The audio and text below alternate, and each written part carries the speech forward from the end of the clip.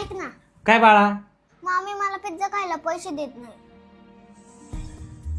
बरं सोड, मी देतो हा. हा, आता हिला पिझ्झा खायचाय. जणू काही हिचा बाप पैसे सोडून गेला इथं. अरे तू काय बोलतीस? लहान लेकराला असं बोलतेत वय? मग काय बोलू? महाराणीला पिझ्झा खायचाय, जा तिकडे जाऊन झाडून घे. तुला बसून खाऊ घालायला तुझा बाप काय पैसे सोडून नाही गेला इथं.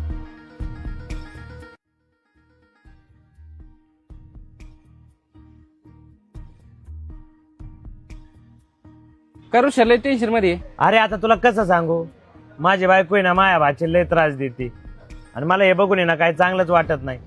मला असं वाटतं ह्या वर्षी ना तिला बोर्डिंग स्कूलमध्येच टाकून देतो. तुला खरंच वाटतं का तिला तू बोर्डिंग स्कूल मध्ये टाकलं पाहिजे? अरे मस्त नाही वाटत, पण तिचा रोज छळ होतो ना रे असा, आणि मला ते पाहत नाही. अरे मी तिच्या आईला वचन दिलं होतं की तिचं शिक्षण चांगलं करीन. ते पण हायच राव. हे काय आणलंय? अरे काय माहित, पोस्टने आलो होतं, मी नाही पाहिलं. बरं झालं तू ध्यानात आणून दिलं, बघतो तरी. हे यार काय आहे ते लेटर मध्ये?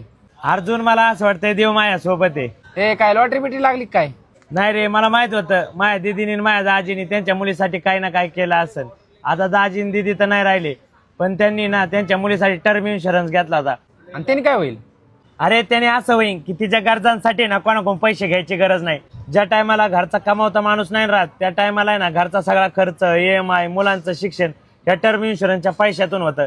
त्याच्यामुळे ना घरच्यांना कोणापुढे ना हात पसरायची वेळ नाही येत. म्हणजे आता तुझी बायको तुला टोमने मारायचं बंद करेल. पण एक गोष्ट सांग, जर एवढा कव्हरेज मिळतो त्याचा प्रीमियम लय असेल राव. नाही रे बाबा, फक्त महिन्याला 400 ते 500 रुपये भरून आहे ना तू याचा प्रीमियम सुरू करू शकतो, आणि ह्याचा आहे ना करोडोपर्यंतचा कव्हरेज पण मिळतो.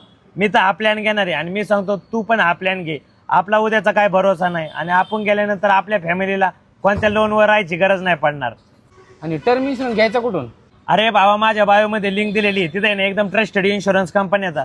तुला जो प्लॅन आवडेल तू तो चूज करू शकतो, आणि तू जर आता घेतला ना तुला 15% पर्यंतचा डिस्काउंट पण मिळेल.